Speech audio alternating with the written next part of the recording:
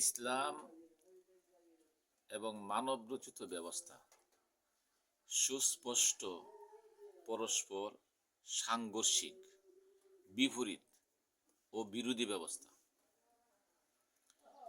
ইসলাম বলছে সমাজ রাষ্ট্র গঠন, পরিচালনা সহ জীবনের সকল ক্ষেত্রে সকল ক্ষমতার মালিক, আইন বিধানদাতা ও নিরঙ্কুশ শাসন কর্তৃত্ব একমাত্র আল্লাহর, কোনো মানুষের নয়। আর মানব রচিত ব্যবস্থা, গণতন্ত্র, রাজতন্ত্র, এগুলোই বলছে সমাজ এবং রাষ্ট্র গঠন পরিচালনায় সার্বভৌমত্ব মানুষের, আইন বিধান মানুষের, শাসন কর্তৃত্ব মানুষের।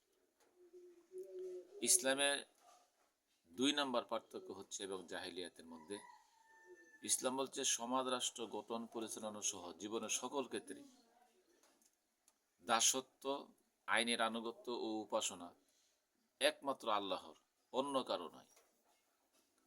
অপরদিকে মানব রচিত ব্যবস্থায় বলছে সমাজ এবং রাষ্ট্র গঠন পরিচালনায় দাসত্ব মানুষের, আনুগত্য মানুষের মন গড়া আইন বিধানের, উপাসনা গায়রুল্লাহ। ইসলামের 3 নম্বর পার্থক্য হচ্ছে ইসলাম এবং জাহিলিয়াতের মধ্যে, মানুষের সমাজ রাষ্ট্র গঠন পরিচালনা সহ জীবনের সকল ক্ষেত্রে শর্তহীনভাবে আনুগত্য হবে হযরত মুহাম্মদ সাল্লাল্লাহু আলাইহি ওয়াসাল্লাম, অন্য কারো নয়। আর অপরদিকে মানব রচিত ব্যবস্থার মধ্যে বলা হচ্ছে যে সমাজ এবং রাষ্ট্র গঠন পরিচালনায় মানুষের মন গড়া বিধানের ভিত্তিতে যারা নেতৃত্ব দেয় তাদের আনুগত্য, অনুসরণ, অনুকরণ। তাহলে সুস্পষ্ট একটা আরেকটার সাথে সাংঘর্ষিক, বিপরীত।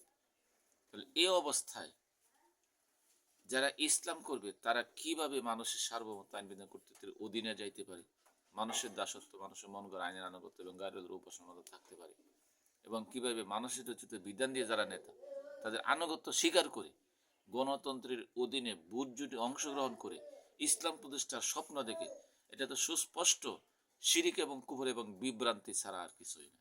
এটা জাহান্নামের পথ। এই পথ থেকে বের হতে হবে এবং সুস্পষ্টভাবে আল্লাহর প্রতি ঈমানের ঘোষণা দিতে হবে যে সার্বভৌমত্ব, আইন বিধান ও নিরঙ্কুশ শাসন কর্তৃত্ব একমাত্র আল্লাহর, অন্য কারণে দাসত্ব, আইনের আনুগত্য, উপাসনা একমাত্র আল্লাহর, অন্য কারণে শর্তহীন আনুগত্য, অনুসরণ, অনুকরণ হযরত মুহাম্মদ সাল্লাল্লাহু আলাইহি ওয়াসাল্লামের, অন্য কারণে।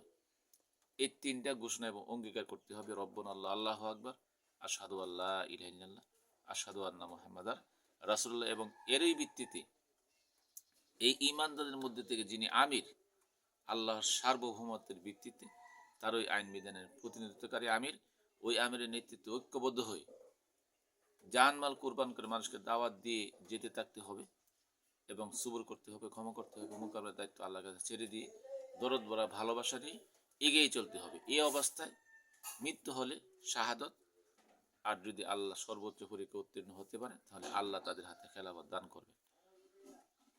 তাহলে কত বড় পার্থক্য, আর জাতি কত ভুলের মধ্যে আছে। আল্লাহ পাক সকলকে হেফাজত করুক। আসসালামু আলাইকুম।